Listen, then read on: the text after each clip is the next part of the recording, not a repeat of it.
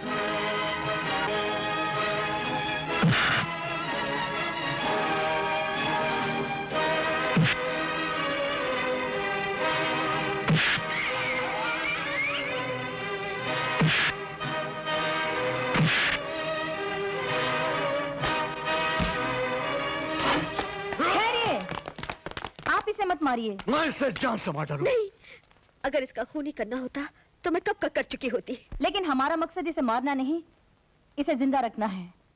इसे भरी अदालत में बेनकाब करना है ताकि कानून इसका फैसला कर सके। कानून इसका फैसला क्या करेगा? कानून तो इसे बाइज्जत बरी कर देगा। इसका फैसला मैं। लुक हियर मिस्टर, आप कानून को हाथ में लेने की कोशिश मत कीजिए। इसे गिरफ्तार कर लो। ये मेरा खून करना चाहता है। हम गिरफ्तार जरूर करेंगे, लेकिन इनको नहीं, आपको। आपको पता नहीं मैं मिनिस्टर हूं? आप लोग मुझे गिरफ्तार नहीं कर सकते। हम क्या कर सकते हैं और क्या नहीं कर सकते हैं ये हम अच्छी तरह जानते हैं। Arrest him. ठहरो, मैं तुम लोगों को पुलिस की नौकरी से निकलवा सकता हूं, तुम्हारी जिंदगी बर्बाद कर सकता हूं। आप खुद चलकर जीप में बैठेंगे या मैं पकड़ कर ले जाऊं? देखो, एक बात सुनो, तुम मुझे ले जाओगे, पुलिस स्टेशन में किसी का फोन आएगा, मैं छूट जाऊंगा। इससे अच्छा यही है कि मुझे यहीं छोड़ दो। हाँ, तुम लोग जितना पैसा चाहते हो मैं दे सकता हूं। Shut up! आपने हमको समझ क्या रखा है?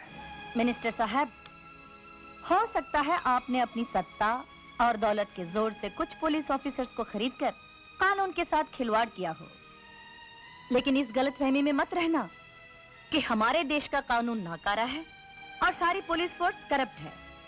हमारी पुलिस में ऐसे ईमानदार ऑफिसर्स भी हैं। Arrest him.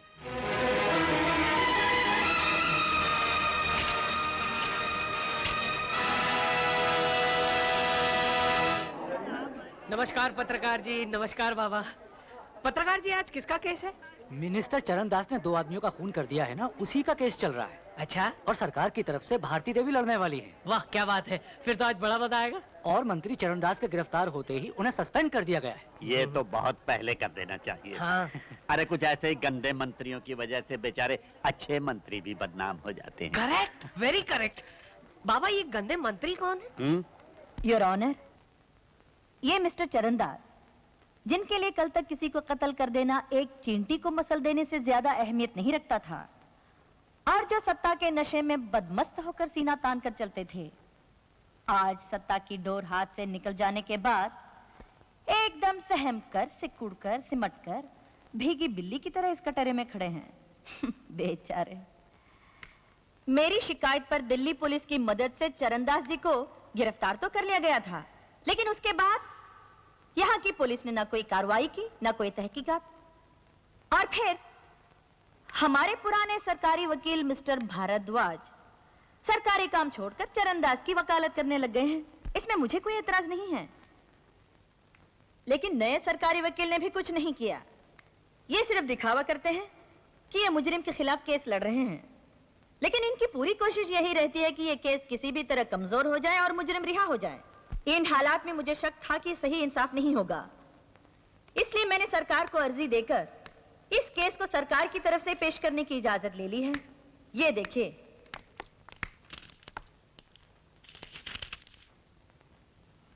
Yes, you may proceed. Your honour, मेरा ये आरोप है कि चरणदास ने सरपंच धर्मराज और इंस्पेक्टर पांडे का खून किया है। योर ऑनर, मेरे मवक्किल पर खून का इल्जाम तो लगाया गया है, लेकिन अब तक ना तो कोई सबूत मिला है और ना ही कोई गवाह सामने आया है।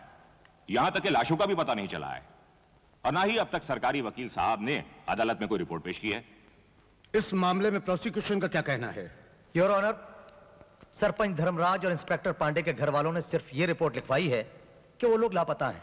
पुलिस तलाश कर रही है, लेकिन अभी तक उन लोगों का कुछ पता नहीं लगा। और सिर्फ लापता होने की बिना पर खून का मुकदमा नहीं चलाया जा सकता। वाह, सरकारी वकील और वकीले सफाई क्या नाटक कर रहे हैं। यह नाटक नहीं है मैडम, कानून का सवाल है, इंसाफ का सवाल है। आप कहती हैं कि 2 खून हुए हैं। अगर खून हुए तो लाशों को मिलना चाहिए, उनका पोस्टमार्टम होना चाहिए और डॉक्टर की रिपोर्ट अदालत में पेश होनी चाहिए। यही खून के मुकदमे का तरीका है। बिना किसी ठोस सबूत के एक शरीफ और इज्जतदार आदमी को कानून के कटहरे में खड़ा कर देना ठीक नहीं है योर ऑनर। इसलिए अदालत से मेरी यह दरखास्त है कि मेरे मवक्किल पर चलाए गए इस बेबुनियाद मुकदमे को खारिज कर दिया जाए। मालूम पड़ता है वकीले सफाई को जिंदा इंसानों से ज्यादा मुर्दों से लगाव है, तभी लाशों की बिना पर इतना जोर दे रहे हैं। अगर इन्हें लाशें देखने की इतनी तमन्ना है तो मैं इनका यह अरमान पूरा किए देती हूँ। वो लाशें अभी तक उसी जगह पर हैं जहां खूनी ने खून करने के बाद उन्हें जमीन में गाड़ दिया था। इससे पहले कि वो लाशें वहां से गायब कर दी जाएं, मेरी अदालत से रिक्वेस्ट है कि इसी वक्त मेरे साथ चलकर उन्हें अपनी आंखों से देख लें। ठीक है, अदालत वहां जाएगी।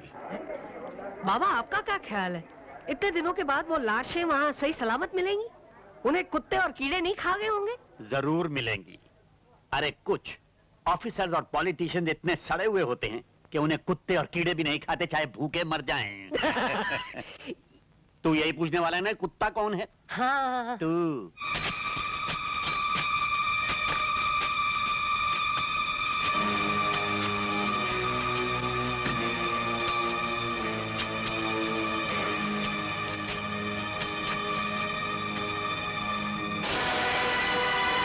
योर ऑनर, यह सच है कि धर्मराज और इंस्पेक्टर पांडे की लाशें बरामद हुई हैं, लेकिन इससे यह साबित नहीं होता कि यह खून चरणदास जी ने किए हैं। योर ऑनर, ये एक वीडियो फिल्म है। इसे देखने से आपको साफ मालूम पड़ जाएगा कि खूनी कौन है और उसका मकसद क्या था। नो योर ऑनर, किसी भी अदालत में वीडियो फिल्म को सबूत नहीं माना जाता। दिल्ली हाईकोर्ट ने एक वसीयत के केस में वीडियो कैसेट को ठोस सबूत माना है। ये रही उसकी रिपोर्ट।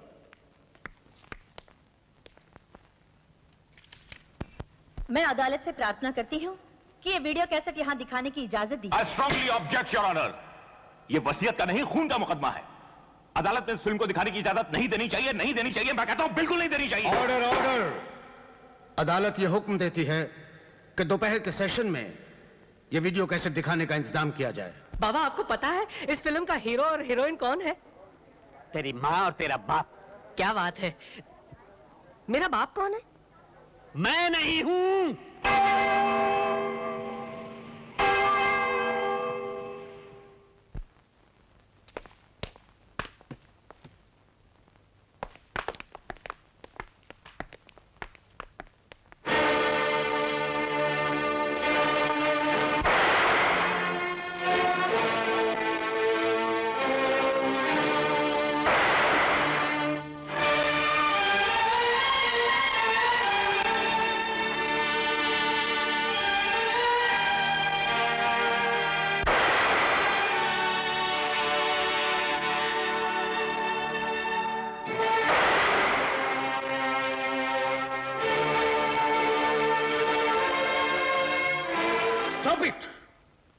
चरणदास जी, अभी जो शख्स वीडियो पे खून करते हुए देखा गया, क्या वो आप ही थे? हाँ, हूं तो मैं ही, लेकिन ये सब कैसे हुआ कुछ समझ में नहीं आ रहा है। जरूर मेरे साथ कुछ धोखा किया गया है। योर ऑनर, इस वीडियो फिल्म का होना इस बात का सबूत है कि किसी को पहले से यह पता था कि खून होने वाले हैं। इसलिए मौका वारदात पर उन्होंने पहले से ही वीडियो कैमरा लगाकर रख दिया, अपनी आंखों के सामने खून होते हुए देखे और फिल्म उतार ली। और इस फिल्म की प्रोड्यूसर और डायरेक्टर हैं मिस जूली। यह सबूत नहीं है योर ऑनर, बल्कि मेरे मवक्किल को फंसाने की एक घिनौनी साजिश है, एक चाल है। यस मिस्टर भारद्वाज, ये सच है, ये फिल्म एक चाल है। योर ऑनर, इस फिल्म में जूली का रोल अदा करने वाली इस औरत का असली नाम जूली नहीं है। ये मिस्टर भारद्वाज भी जानते हैं, सरकारी वकील भी जानते हैं और चरणदास भी जानते हैं, मगर पूरे मुकदमे के दौरान इन्होंने कभी यह जाहिर होने नहीं दिया कि ये इस बात को जानते हैं, क्योंकि इनको डर था कि ये जाहिर होने से कहीं वो खुद न फंस जाए। इसका असली नाम है आरती वर्मा। मिस जूली, क्या ये सब सच है? हाँ जज साहब, ये सच है। मैं वही आरती वर्मा हूं जिसके बेकसूर पति को कानून के खिलाड़ियों ने खूनी ठहराकर जेल भिजवा दिया था। मैं वही आरती वर्मा हूं जो धर्म, समाज और भगवान से डरकर जीती थी। पर मुझा भागन को गांव के सरपंच ने वैश्या ठहराकर मेरी छोटी सी बच्ची के साथ गांव से बाहर निकाल दिया था और पुलिस के हवाले कर दिया था। मैं वही आरती वर्मा हूं जिसने उस पुलिस ऑफिसर से इंसाफ मांगा, बदले में उसने मेरा शरीर मांग लिया। जब मैंने उसका विरोध किया तो उस राक्षस ने मेरी आंखों के सामने मेरी फूल जैसी बच्ची का गला घोंटकर उसे मार डाला। मैं वही आरती वर्मा हूं जो अपनी बच्ची की लाश हाथों में लिए इस मंत्री के पास ये सोचकर गई थी कि ये अबलाओं का रक्षक है, मेरी भी रक्षा करेगा, मुझे इंसाफ दिलाएगा। पर इसने मुझे झूठा आश्वासन देकर बड़ी हमदर्दी के साथ मेरी बच्ची का अंतिम संस्कार करवा दिया। उस वक्त मुझे मालूम नहीं था कि ये बाद में मेरी पवित्रता और सतीत्व का भी अंतिम संस्कार कर देगा। पति जेल चला गया, बेटी धरती की गोद में सो गई और मेरा सतीत्व इस वैशी दरिंदे के भेंट चढ़ गया। मैं एक जिंदा लाश बनकर रह गई। अपनी बेकार, बेईमानी और बदनाम जिंदगी को खत्म करने के लिए जब मैं आत्महत्या करने गई तो इस न्याय की पुजारन ने आकर मुझे बचा लिया। वो मेरा दुख अपना दुख समझकर मुझे इंसाफ दिलाने के लिए इसी अदालत की वेदी पर ले आई। फिर भी क्या मुझे इंसाफ मिला? नहीं जज साहब, नहीं। मुझे सिर्फ सजा मिली उन गुनाहों की जो मैंने नहीं किए थे। इसी अदालत में मुझे वैश्या कहा गया, अपनी ही बेटी की हत्यारन कहा गया और मुझे काल कोठरी में डाल दिया गया। मुझे वो सजा देने वाले महान न्यायाधीश और कोई नहीं थे जज साहब, आप थे, आप। यस योर ऑनर, इसे सजा इसलिए हुई कि इन लोगों के पास सारे सबूत थे और इसके पास सिवाय सच के और कोई सबूत नहीं था। और अदालत को तो सबूत चाहिए ना। जज साहब, अगर आपके सामने भगवान भी आकर इस कटोरे में खड़े होकर कहें कि मैं भगवान हूं, तो आप पूछेंगे इसका सबूत क्या है? आपके लिए तो सच वही है जिसका सबूत है। योर ऑनर, हर समझदार अपराधी सबूत को अपराध के बाद ही मिटा देता है, इसलिए सबूत नहीं मिलते हैं, पैदा करने पड़ते हैं। फर्क सिर्फ इतना है कि धर्मराज और चरणदास जैसे लोग सच को छुपाने के लिए सबूत पैदा करते हैं और मैंने सच को दिखाने के लिए सबूत पैदा किए हैं। उनमें सबसे अहम सबूत है ये वीडियो कैसेट। जैसा कि मैंने पहले भी कहा था, इस वीडियो कैसेट को देखने के बाद ये साफ जाहिर हो जाता है कि ये दोनों खून किसने किए हैं और क्यों किए हैं। योर ऑनर, इसके बाद भी अगर आप इंसाफ न कर सकें तो भगवान के लिए इस अदालत को आप बदनाम मत कीजिए। सत्यमेव जयते की इज्जत नहीं रख सकते तो इसे मिटाकर लिखवा दीजिए कि यहाँ झूठ की जीत होती है। सच बोलने वालों को सजा दी जाती है, इंसाफ मांगने वालों को जेल भेज दिया जाता है, जैसे कि आज तक आरती वर्मा के साथ होता रहा है। लेकिन अब मैं इसके साथ ऐसा नहीं होने दूंगी। अगर अदालत से इसे इंसाफ नहीं मिला तो ये वीडियो फिल्म सारी जनता को दिखाई जाएगी, पार्लियामेंट में पेश की जाएगी, सारी दुनिया के सामने लाई जाएगी। इस बार मैं आरती को इंसाफ दिलाकर रहूंगी, चाहे इसके लिए मुझे कोई भी कुर्बानी क्यों न देनी पड़े। That's all your honour. वाह, बहुत खूब। क्या सुंदर और मजबूत दलील पेश की है भारती देवी ने। अरे कानून की किताब हाथ में लेकर इतनी बहादुरी से लड़ी है। अगर कहीं इसके हाथ में तलवार आ जाती तो झांसी की रानी बन जाती। Correct correct. ये झांसी की रानी कौन थी? मुझे भी अपने जैसा बना दिया। मुकदमे का फैसला कल सुनाया जाएगा। The court is adjourn.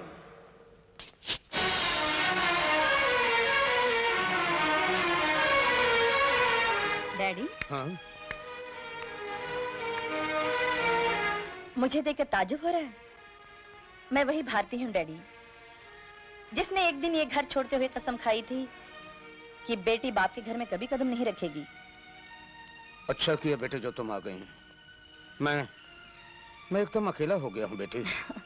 लेकिन आज एक बेटी अपने बाप के घर नहीं आई है, एक वकील इंसाफ लेने के लिए जज के घर आई है। फिक्र मत करो बेटे, इस बार तुम्हें इंसाफ जरूर मिलेगा। ये कैसे हो सकता है डैडी? क्या मैं आपके उसूलों को नहीं जानती? आपके लिए तो इंसाफ बाजार में नीलाम होने वाली चीज है, और ये कीमती चीज आप सिर्फ उसी को बेचते हैं जो सबसे ऊंची बोली लगाए, जो सबसे ज्यादा कीमत दे। इसीलिए आज मैं अपनी सारी कमाई लेकर इंसाफ खरीदने आई हूं,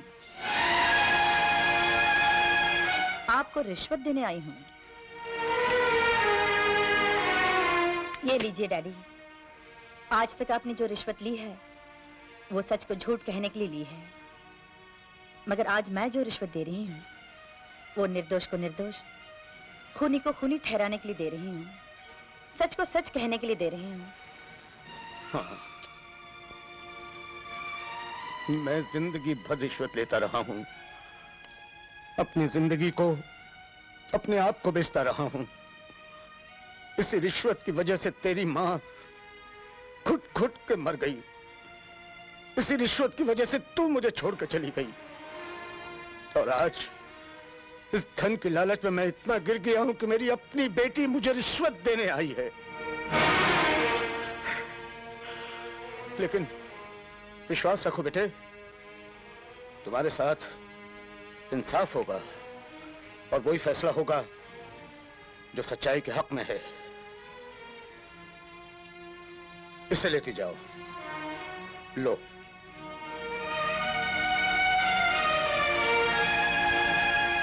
थैंक यू डैडी।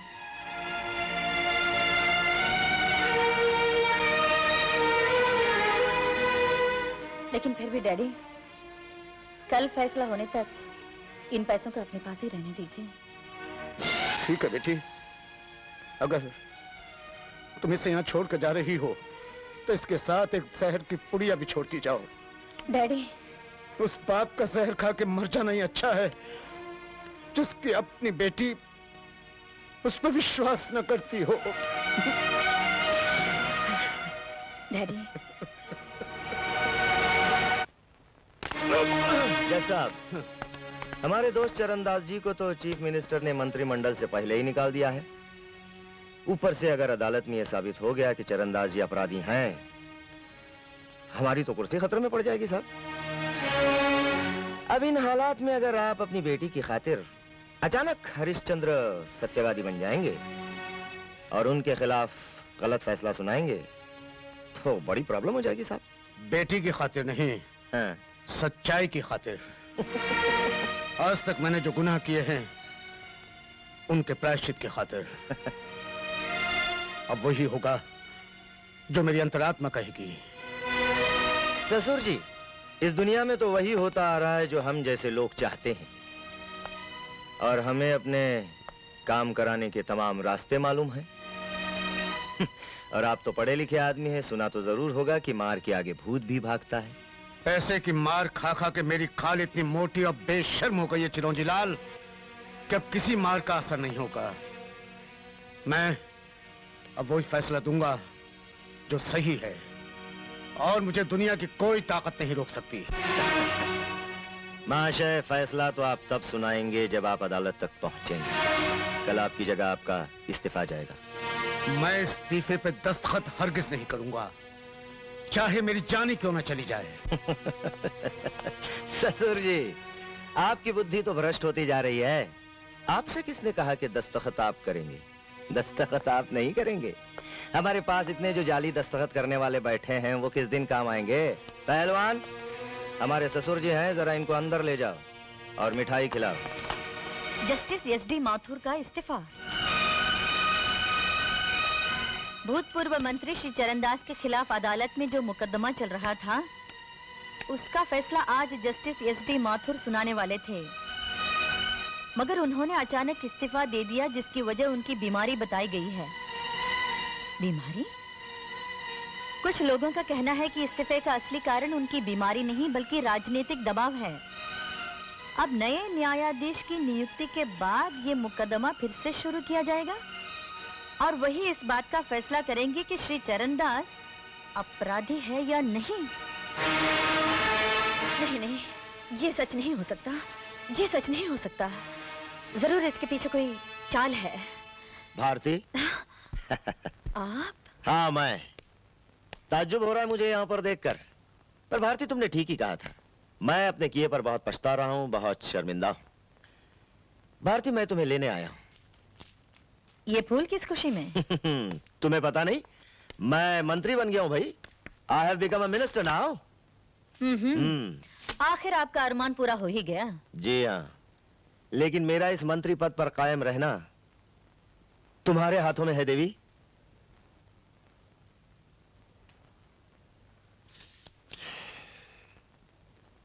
भारती, ये देखो हमारे पासपोर्ट्स, ये हवाई जहाज के टिकट्स। चलो 2-3 महीने के लिए सारी दुनिया की सैर कराते हैं। बहुत दिन तुमसे अलग रहा हूं, अब सिर्फ तुम्हारे साथ रहना चाहता हूं। मेरे साथ रहना चाहते हो या मुझे यहाँ से दूर रखना चाहते हो, ताकि मैं चरणदास का ये केस न लड़ सकूं? हाँ, आखिर वकील हो ना, हर बात अपने आप समझ जाती हो। बहरहाल मुझे खुशी है कि मेरी पत्नी इतनी समझदार औरत है। और मुझे अफसोस है कि मेरा पति इतना गिरा हुआ आदमी है। देखो भारती, तुम फिर से जिद करोगी और चरणदास के खिलाफ अगर केस लड़ोगी तो ये कुर्सी जो बड़ी मुश्किल से मुझे मिली है मेरे हाथ से निकल जाएगी। तुम मेरी पत्नी होकर मेरी तरक्की के दुश्मन क्यों बनती हो? सच और इंसाफ की लाश पर अपनी तरक्की का महल बनाने वाला आदमी मेरा पति नहीं हो सकता। Get out. अरे लेकिन भारती, मेरी बात। जाते हो या वॉचमैन को बुलाओ।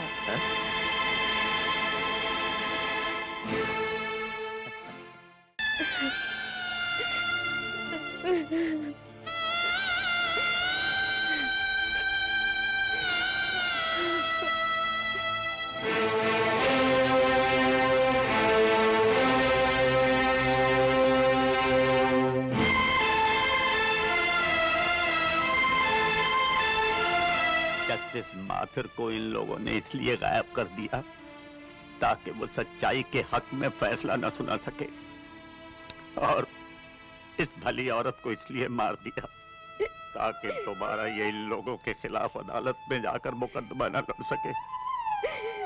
अब नए जज साहब आएंगे तो क्या फैसला सुनाएंगे? यही कि चरणदास जी निर्दोष हैं, अदालत उन्हें बाइज्जत रिहा करती है और ऑर्डर का हथौड़ा लगाकर जल्दी पकड़ेंगे। नहीं बाबा, नहीं, हम ऐसा नहीं होने देंगे। जिस मकसद के लिए इस देवी ने अपने प्राणों की आहुति दी है उसे हम पूरा करेंगे। हम इन्हें दोबारा अदालत तो नहीं ले जा सकते, लेकिन इनकी आवाज को जनता की अदालत तक तो पहुंचा सकते हैं हम।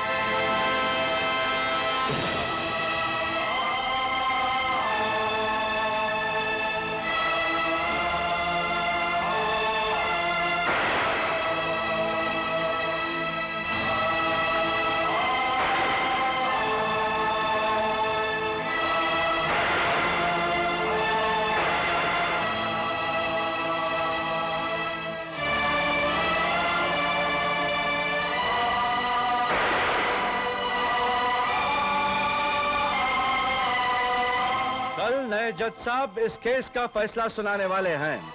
अगर फैसले में न्याय नहीं हुआ तो आप लोग क्या करेंगे?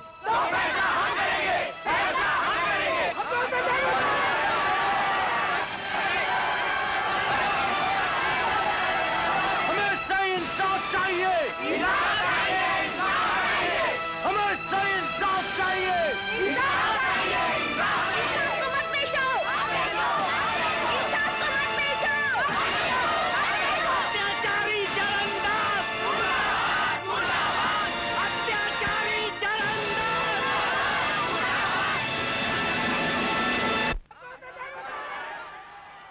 सारे गवाहों के बयानात सुनने के बाद अदालत इस नतीजे पर पहुंची है कि एक वीडियो कैसेट के अलावा इस बात का और कोई सबूत नहीं मिला कि मिस्टर चरणदास ने सरपंच धर्मराज और इंस्पेक्टर पांडे का खून किया है।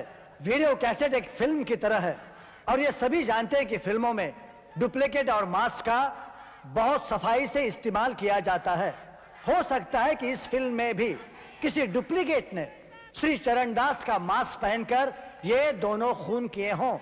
इस बात को ध्यान में रखते हुए यह अदालत श्री चरणदास को संदेह का लाभ देते हुए बाइज्जत रिहा करती है।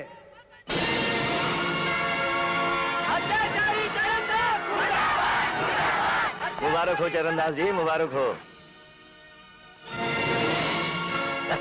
आइए आइए, लाइए हार लाइए। ये लीजिए मंत्री जी। हाँ